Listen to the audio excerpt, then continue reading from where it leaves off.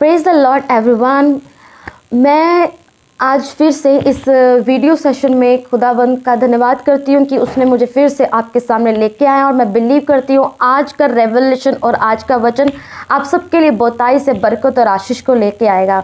और सबसे पहले इस नए साल के लिए मेरी तरफ से और मेरी मिनिस्ट्री की तरफ से, मेरी टीम की तरफ से, मेरी फैमिली की तरफ से आप सबको नए साल की बहुत बहुत हार्दिक शुभकामनाएं। Wish you very very happiest new year all. मैं विश्वास करती हूँ ये नया साल आपके लिए बरकत और आशीष का कारण ठहरेगा। और नया साल अगर आपने हैप्पीएस्ट बिताना है तो आपको परमेश्वर के वचनों पर चलना पड़ेगा, ये आप भी जानते हैं। हालेलुया।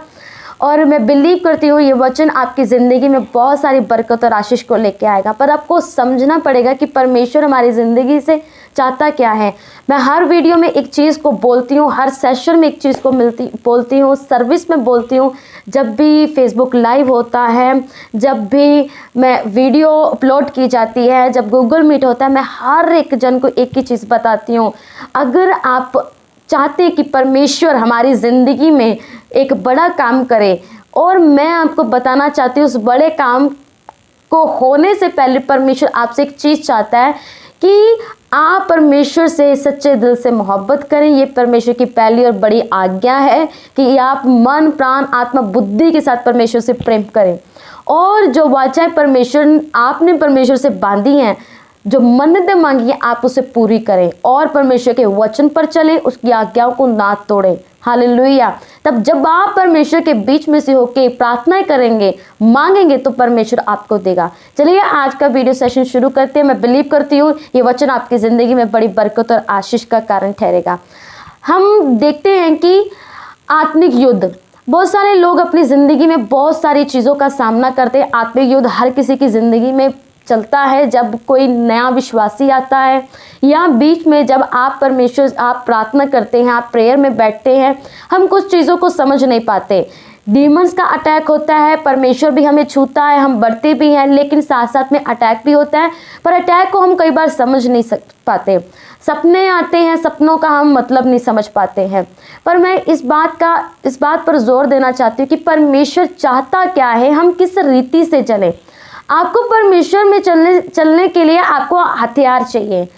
आज का हमारा मेन टॉपिक है हाउ टू यूज स्पिरिचुअल, जो आपके कीज़ हैं, जो आपके हथियार हैं, जो कुंजियां हैं, वो आप कैसे यूज़ कर सकते हैं। पहली बात, आत्मिक कुंजियां होती क्या हैं।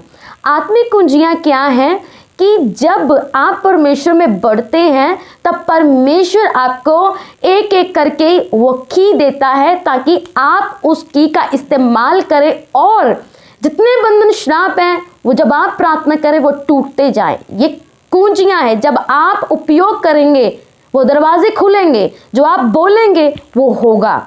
और आत्मिक कुंजियां इस्तेमाल कैसे होती हैं और आत्मिक कुंजियां है क्या। आत्मिक कुंजियां जब आप परमेश्वर में बढ़ते, जैसे मैं पहले भी कहा है, जब आप परमेश्वर में बढ़ते हैं, जब परमेश्वर के जो वायदे हैं आपकी ज़िंदगी में कि आप जो तुम धरती पे बांधोगे स्वर्ग में बांधा जाएगा, जो तुम धरती पे खोलोगे स्वर्ग में खोला जाएगा, तुम दुष्ट आत्माओं को निकालोगे, बड़े बड़े काम करोगे और गैर भाषाएं बोलोगे, अलग अलग चीज़ें। पर मैं आपसे कहना चाहती हूँ बहुत सारे ऐसे लोग हैं जो आज प्रार्थनाएं करते हैं, बहुत सारी चीज़ों के लिए प्रार्थना करते हैं, लेकिन उनकी प्रार्थना को असर ही नहीं है।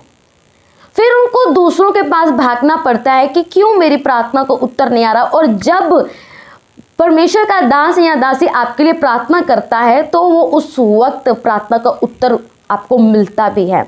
मैं एक बात कहना चाहती हूँ, पहली बात, आपको हथियारों को यूज़ करना आना चाहिए। और हथियारों को यूज़ करने से पहले आपको एक बात का हमेशा ध्यान रखना है कि आपकी लाइफ कैसी है, आपका करैक्टर कैसा है। स्पिरिचुअल कीज कभी भी, आत्मिक कुंजियां कभी भी आपको उस वक्त नहीं मिल सकती जब आप एक व्यभिचार में हैं, जब आप चोरी में हैं, जब आप वो काम कर रहे हैं जो परमेश्वर नहीं चाहता। अगर आप परमेश्वर से उलट काम कर रहे हैं, चाहे वो औरत है चाहे वो आदमी है, मैं आपसे कहना चाहती हूँ आप जितनी मर्जी प्रार्थनाएं कर लें, वो कीज आप यूज कर ही नहीं पाएंगे। चाहे वचन वचन लिखा हुआ है, वचन सबके लिए है और अथॉरिटी दी गई है, और अथॉरिटी को वो ही इंसान यूज कर सकता है जो कि परमेश्वर के चरित्र के बीच में से होके, उस पवित्रताई के बीच में से होके प्रार्थना करता है। और शैतान जानता है कौन आत्मिक है और कौन झूठा दिखावा कर रहा है।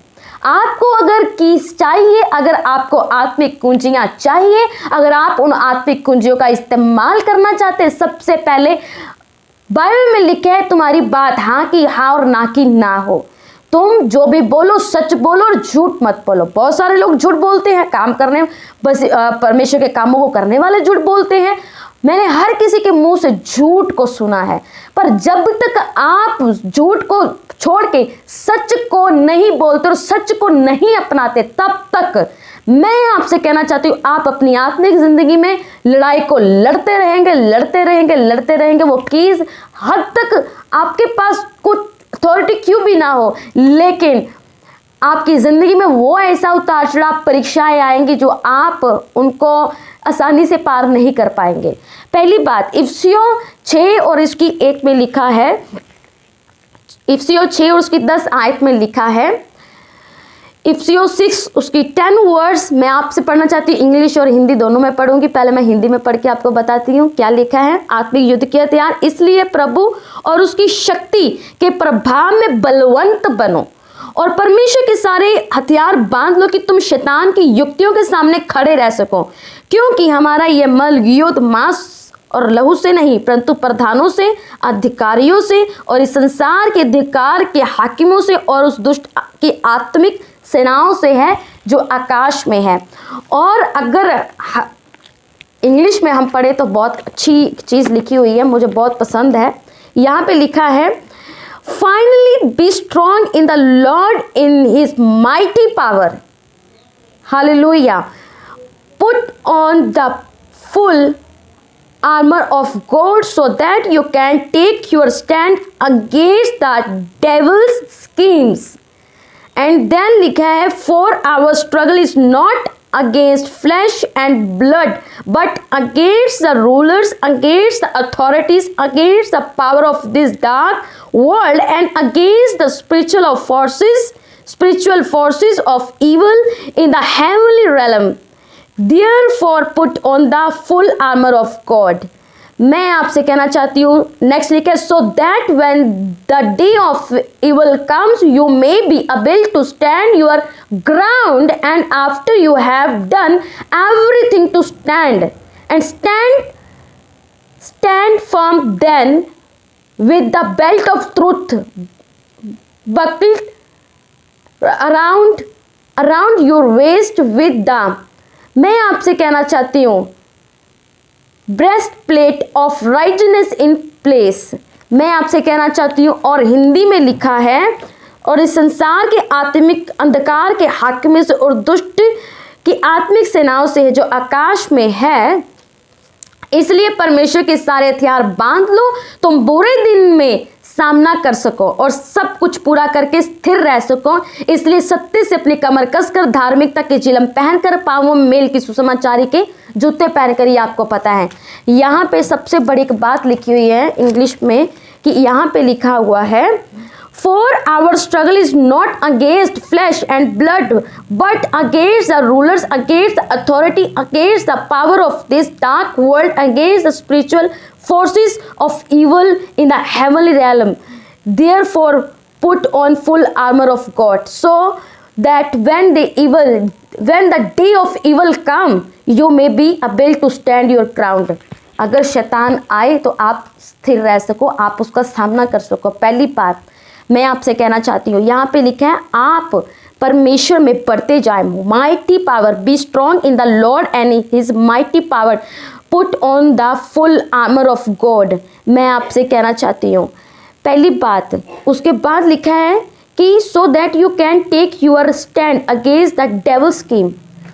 आप अंधकार की जो योजनाएं हैं उस स्कीम्स को पता लगा सकें कि उसकी योजनाएं आपकी ज़िंदगी में चल क्या रही हैं। पहली बात, आत्मिक बंदे को पता होना चाहिए कि जब वो परमेश्वर में बढ़ रहा है, एक खास विश्वासी की बात बताना चाहती हूँ जो प्योरिटी में है, पर उस अंदर शैतान उसकी ज़िंदगी में क्या कर रहा है, परमेश्वर से बात करेगा। तेरी ज़िंदगी में शैतान काम करने की कोशिश कर रहा है, उसको समझ में आएगा। पर जो इन चीज़ों से हटके हैं, जो अपवित्र टाइम में अपनी ज़िंदगी को व्यतीत कर रहे हैं, स्पेंड कर रहे हैं, वो डीमंस की प्लानिंग प्लॉटिक्स को कभी समझ ही नहीं पाएंगे, कि उस हथियारों को कभी समझ ही नहीं पाएंगे कि ये शैतान मेरी ज़िंदगी में काम कर रहा है। कई बार लोग समझते हैं कि ये परमेश्वर मेरी ज़िंदगी में काम कर रहा है। नहीं नहीं नहीं, दोनों में डिफरेंट समझिए। कई बार शैतान आपकी ज़िंदगी में काम करेगा, वो स्कीम लगाकर आपकी ज़िंदगी में आता है और लोग पहचान ही नहीं पाते। क्यों? क्योंकि वो परमेश्वर से हटके अपनी ज़िंदगी को स्पेंड कर रहे हैं। आपकी ज़िंदगी कैसी है, क्या चल रहा है, आप दूसरों को दिखावा करने के लिए बहुत कुछ कर सकते हैं। धार्मिकता की पट्टियां बांध सकते हैं, आंखों पे पट्टी बांध सकते हैं, लोगों को दिखा सकते हैं कि आप कितने धार्मिक हैं। पर परमेश्वर को पता है कि आप कौन हैं, क्योंकि परमेश्वर की हजूरी में एक ऐसा बंदा कि जब आप प्रार्थना की वेदी पे जाते हैं, तो अगर आप व्यभिचार करके वेदी पर आने, क्या परमेश्वर की नज़र आप पर जाएगी? डेफिनेटली नहीं जाएगी, क्योंकि बाइबल में लिखा है कि वो पवित्रता को पसंद करता है, वो ऐसे पाप को पसंद ही नहीं करता जो परमेश्वर की दृष्टि में घृणा करता है, जिससे हालेलुया व्यभिचार से परमेश्वर घृणा करता है। वो नहीं पसंद करता कि उसके लोग व्यभिचार करें, पर लोग ये समझते हैं कि अगर पाप करके आप परमेश्वर की आज्ञाओं को तोड़ के आप ये कहेंगे कि आप धार्मिक है और परमेश्वर आपकी सुन रहा है, मैं आपसे कहना चाहती हूँ आप गलत हैं। क्योंकि जब परमेश्वर किसी बाइबल में लिखा है, एक वचन लोग हमेशा पकड़ते हैं कि बाइबल में लिखा है कि परमेश्वर हमें ना तो छोड़ेगा ना त्यागेगा। बच्चे हो, नहीं छोड़ेगा, दाना पानी देता रहेगा, लेकिन बड़ी योजनाएं आपकी ज़िंदगी में कभी परमेश्वर की जो थी कभी पूरी नहीं हो पाएंगी। क्योंकि परमेश्वर जब अपनी कुंजियां किसी को देता है तो वो पूरा परख के और पूरा जांच के वो आपको कुंजियां देगा, आपको कीज देगा, ताकि आप उसको इस्तेमाल करें और आप आगे बढ़े। पर अगर आप परमेश्वर को कभी धोखा नहीं दे सकते, धोखा आप खुद को देते हो। और पहली बात, आत्मिक कुंजियां, ये कीज को आप इस्तेमाल करने से पहले खुद को जांचे कि आपकी लाइफ कैसी है। कुंजियां क्या हैं? जो तुम धरती पे बांधोगे स्वर्ग में बांधा जाएगा। आप बोलेंगे वो होगा, आप प्रार्थनाएं करेंगे वो होगा, बीमार चंगा होगा, मुर्दे उठेंगे। मुर्दे क्या है? ये हमारी जो हम जिंदा हैं, जो परमेश्वर को जानते नहीं है, जो परमेश्वर से दूर हो चुके, यहाँ पाप पे पड़ चुके हैं, आप प्रार्थना करेंगे उनकी ज़िंदगी बदल सकती है, पर नहीं बदलती। क्योंकि आप खुद जांचें आपकी लाइफ कैसी है। हम फिर इसके बारे में बात करेंगे। खुदा इस मैसेज के द्वारा आपको बरकत और आशीष दे। आने वाले समय में और ऐसे मैसेज मैं आपके साथ शेयर करूंगी। पहले हमने आत्मिक हथियारों को समझ लिया है, पर उससे पहले इन चीज़ों को समझिए। अगर आपने अभी तक रिपेंट नहीं किया तो रिपेंट करें। आप परमेश्वर में बपतिस्म हैं, फिर भी अगर आप कुछ गलत कर रहे हैं, गलत किया है, तो रिपेंट करें, परमेश्वर से माफ़ी मांगें, वफादार रहें परमेश्वर के साथ। विदाउट फेथफुलनेस के आप कभी भी कुंजियों का इस्तेमाल नहीं कर सकते। चाहे आप घंटों प्रार्थना कर लीजिए, कोई असर नहीं होने वाला। सो इस वचन के साथ आप बरकत और आशीष को पाएं, आप आगे बढ़े। खुदावंद इस मैसेज के साथ आपको ब्लेस करे और आप समझें कि हमें कैसे बढ़ना है आगे। हर वो व्यक्ति जो मसीह में है, जब तक आप प्रभु के अधीन उसके वचन की आज्ञाओं पर नहीं चलेंगे, आप डीमंस की स्कीम को कभी समझ नहीं पाएंगे, कभी उसकी प्लानिंग प्लॉटिंग को समझ नहीं पाएंगे, कभी नहीं। इस बात को हमेशा गौर रखिए। God bless you all. खुदा आपको बरकत और आशीष दे। Thank you.